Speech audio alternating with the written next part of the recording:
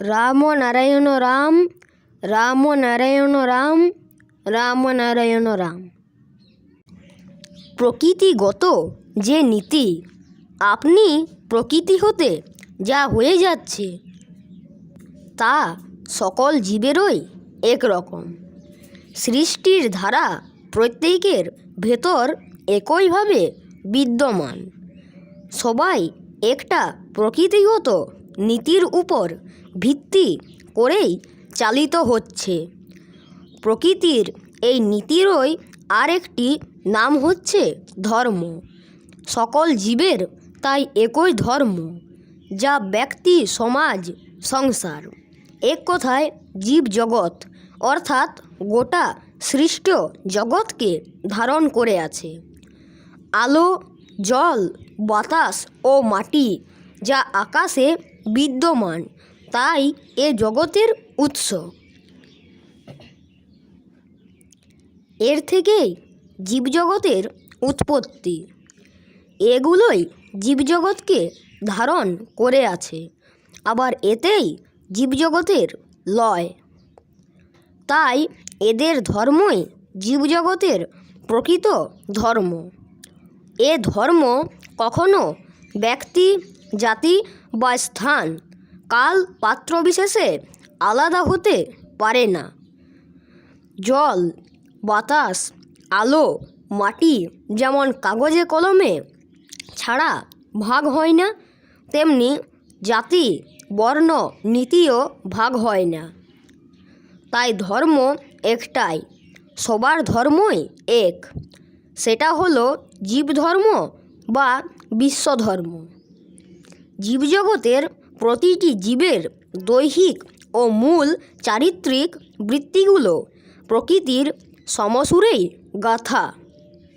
সর্বজীবের দৈহিক ও মূল চারিত্রিক বৃত্তিগুলো যদি এক ধরনের হয়, ক্ষুধা তৃষ্ণা যদি এক হয়, জন্ম মৃত্যুর বাঁধনে যদি সবাই বাঁধা থাকে, সবাই যদি একই জল, মাটি, চন্দ্র, সূর্য, আকাশ, বাতাসে পরিপুষ্ট হয়, সর্বজীব যদি এই একতার বাঁধনে আবদ্ধ হয়ে এই যোগাযোগের ধারায় যুক্ত থাকে, তাহলে বৈষম্য গিয়ে দাঁড়ালো কোথায়?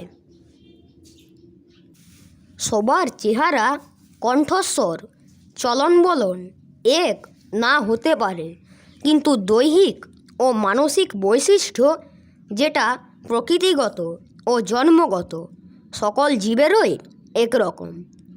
অস্থি, মজ্জা, শিরা, উপশিরা, রক্ত, মাংস, স্নায়ু ও ধমনীর বৈশিষ্ট্য সকল জীবেরই একরকম। সব জীবের রক্তই লাল। আবার প্রেম, প্রীতি, স্নেহ, ভালোবাসা, মায়া, মমতা, শ্রদ্ধা, ভক্তি, কাম, ক্রোধ, লোভ, মোহ, হিংসা, দ্বেষ প্রভৃতি মানসিক বৃত্তিগুলিও সকলের মধ্যেই প্রায় এক ধরনেরই। সবাই সুখে হাসে, দুঃখে কাঁদে, সবাই ঘুম পেলে ঘুমোয়, ক্ষুধা পেলে খায়। খাবার প্রবণতা সবার ভেতরই আছে। খিদে পেলে খাদ্য তুলে মুখে দেওয়ার কথা কোনো শিশুকে, কোনো জীবজন্তুকে শিখিয়ে দিতে হয় না, সে আপনা আপনি মুখে তুলে নেয়।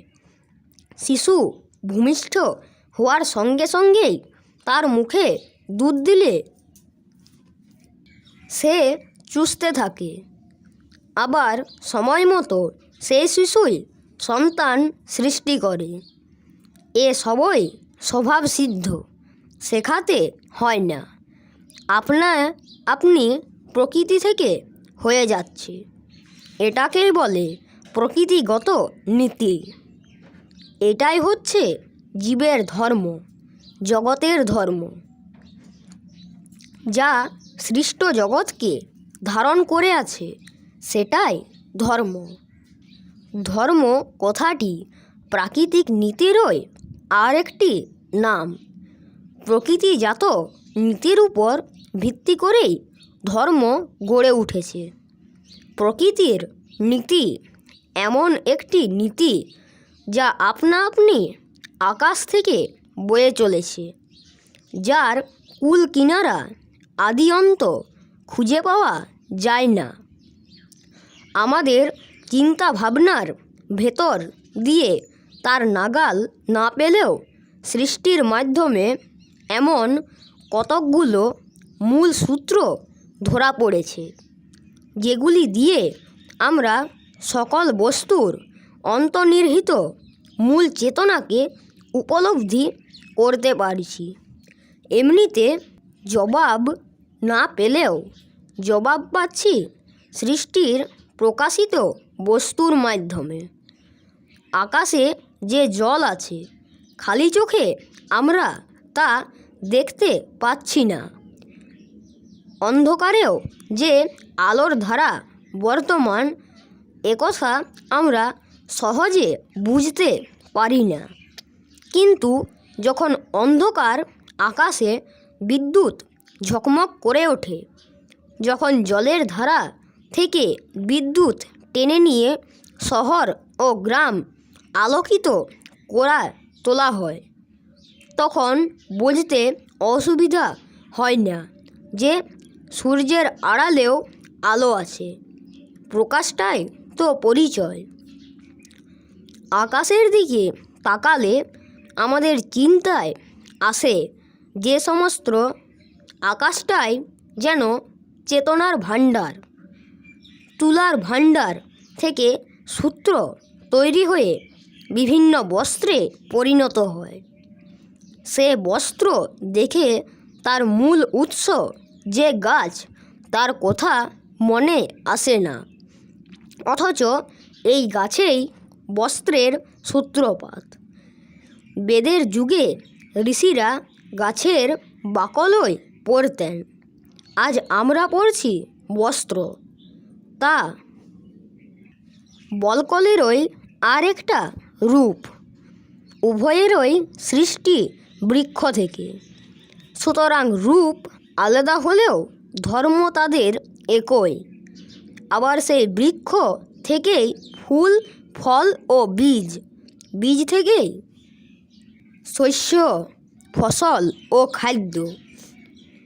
সুতরাং একই বস্তু আমাদের ক্ষুধা নিবারণ করছে, আবার লজ্জাও নিবারণ করছে। বাইরের রূপ ও গুণ আলাদা হলে কি হবে? খাদ্য ও বস্ত্রের ধর্ম একই।